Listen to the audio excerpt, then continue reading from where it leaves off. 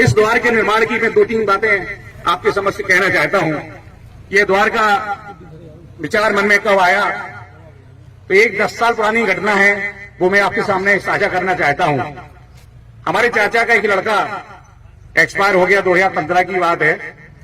गर्मी का अवसर था, इसी मुक्तिधाम में हमारे परिवार के, समाज के सारे लोग लगभग यहां आते हैं। तो उस समय जब हम लोग यहां आए तो हमने देखा कि जो पानी, चेटका के लिए पानी की आवश्यकता पड़ती है, तो पानी लेने के लिए हमको सिंगाड़ी नदी, जो मुक्तिधाम जिसको बोलते हैं अपन, वहां जाना पड़ता था। उसमें भी पानी नहीं था। तो हमने ऐसी चर्चा की, क्योंकि अनवरत रूप से उस समय भी हमने राजेंद्र अग्रवाल कक्का जी का नाम सुना था, वो मुक्तिधाम को लेकर कार्य कर रहे थे। तो मैंने उनसे कहा, कक्का यहाँ पानी की व्यवस्था नहीं है, क्या करना चाहिए?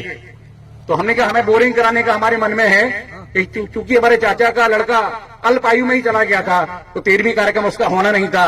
तो जो हमने कहा कि जो पैसे इनके बचने हैं वो कहीं सामाजिक काम में लगा दिए जाएं।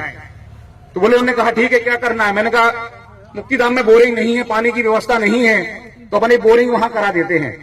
तो जैसे ही हमने कक्का से उसमें बात की तो तुरंत उन्होंने कहा, बेटा बोरिंग तो है, मशीन भी डली हुई है, लेकिन जो लोग आते हैं पानी की आवश्यकता पड़ती है तो वो तार से चालू करते हैं और चालू करके भूल जाते हैं। तो वो मशीन 1 दिन 2 दिन चलती रहती, चलते चलते जल जाती है। ऐसा कई बार अवसर आया। तो उन्होंने मुझसे कहा कि कुछ करना है तो उसमें हैंडपंप लगवा दो। तो मैंने ये विचार अपने घर में साझा किया, और आज जो हैंडपंप यहाँ लगा हुआ है ये उसकी याद में उस समय से लगा हुआ है। क्योंकि परिवार में, खानदान में कमी होती रही, बीच बीच में आते रहे, तो और भी कई विचार हमारे मन में आए कि हम अपने घर को, परिवार को बहुत स्वच्छ रखते हैं, साफ रखते हैं, लेकिन वास्तव में जहां अंतिम पड़ाव है, जहां जीवन में जाना है, उस पड़ाव को हम स्वच्छ साफ नहीं रखते हैं।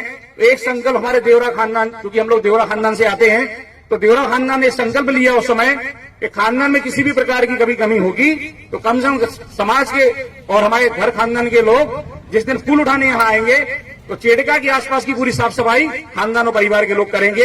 यह कार्य हम लोगों ने प्रारंभ किया।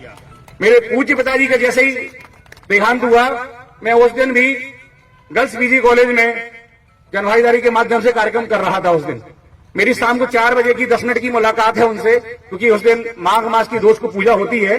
तो पूजा के अवसर पर घर गया और 5 मिनट में उनसे मिला, और मिलकर मैं दोबारा नहीं जा पाया, और शाम को 6:30 बजे उनका देहावसान हो गया। तो जैसे ही यहाँ हम आए, सब हुआ, तो हमें लगा कि उनकी याद में भी कुछ करना चाहिए। इस कार्य को करने के लिए मुझे 2 साल लग गए। अभी नवरात्रि के अवसर पर जब हम श्री रामलीला समिति के माध्यम से संकट मोचन प्रांगण में राम केवट संवाद का जो हम लोग कार्यक्रम यहाँ करते हैं, तो मेरी कक्का से बात हुई कि हमने पूज्य पिताजी के लिए कुछ करना है। तो हमारे मन में द्वार का निर्माण आएगा, द्वार का निर्माण करना चाहिए। वास्तव में यदि हम बात कहें, अपन कुछ नहीं करते हैं। इस मैं के भाव में हम अभी पूरा जीवन जो जी रहे हैं, उस मैं के भाव में जी रहे हैं कि मैंने किया। वास्तव में हमने कुछ नहीं किया।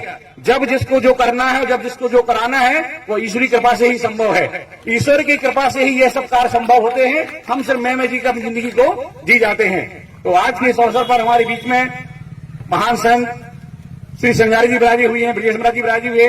कहने को बहुत कुछ है, लेकिन जो चौपाइयां हमने यहाँ लिखी हैं, उन चौपाइयों के माध्यम से ही मैं 2-3 बातें आपके सामने रखकर अपनी वाणी को विराम दूंगा। कि मेरे पिताजी कहा करते थे, बड़े भाग्य मानस तन पावा, बड़े भाग्य मानस तन पावा, सुर दुर्लभ सब ग्रंथ ही गावा, साधन धाम मोक्ष कर द्वारा, पाई न जी पर लोक समारा। बड़े भाग्य होते हैं वह लोग जिनको मनुष्य शरीर मिलता है। हमारे सभी ग्रंथों ने यही कहा है, यह शरीर देवताओं को भी दुर्लभ है। देवताओं के अवतार हमने सुने हैं, कभी कितने अवतार हुए हैं, लेकिन हमारी संख्या देखो लाखों करोड़ों अरबों में पूरे विश्व भर में है। तो यह अवसर भी हम लोगों को देवताओं के मतलब स्वरूप देखें, उसके बाद भी हमको अधिक मात्रा में हमको अपन लोग इस संसार में जी रहे हैं, और बार बार योनि के रूप में बदल बदल कर भी अपने अच्छे कर्मों के माध्यम से हम उस योनि में आ रहे हैं। और यह साधन धाम मोक्ष का दरवाजा है, जिसके जरिए परलोक को जाया जा सकता है। यह श्री रामचरितमानस में यह चौपाई श्री गोस्वामी तुलसीदास जी ने लिखी है, और यह चौपाई हमने यहाँ लिखवाने का प्रयास किया है। अंत में केवल एक चौपाई पढ़कर मैं अपनी वाणी को विराम दूंगा। कि पिताजी एक चौपाई और कहा करते थे कि कलयुग केवल नाम अधारा, कलयुग केवल नाम अधारा, सुमेर सुमेर नर उतरही पारा। यह चौपाई भी हमने लिखाने का प्रयास किया है।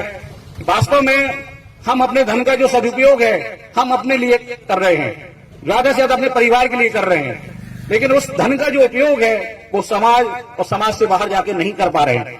हमको सोचना चाहिए, विचार करना चाहिए कि क्या जो धन हम आज उपार्जन कर रहे हैं, क्या उसका उपयोग हम अपने जाने के बाद कर पाएंगे क्या?